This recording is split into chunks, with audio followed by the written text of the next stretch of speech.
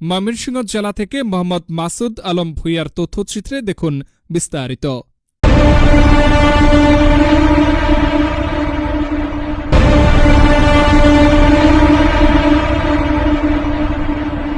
আপনি কি জানেন, আজ গাজীপুরের কাপাসিয়া সদর ইউনিয়নের কাপাসিয়া গ্রামে ঘটে গেল এক সাহসী উদ্যোগ।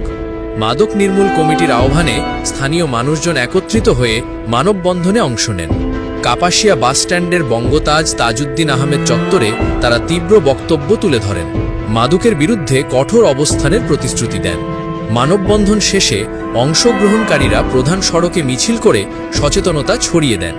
ঠিক সেই সময় 4 জন চিহ্নিত মাদক কারবারিকে জনতা আটক করে। পরে ভূমি কর্মকর্তার হস্তক্ষেপে মোবাইল কোর্ট পরিচালনা করে ঘটনাস্থলেই তাদের শাস্তির ব্যবস্থা নিশ্চিত করা হয়। আজ 4 ডিসেম্বরের এই ঘটনাটি কি কাপাসিয়ার জন্য নতুন পরিবর্তনের সংকেত হয়ে থাকবে?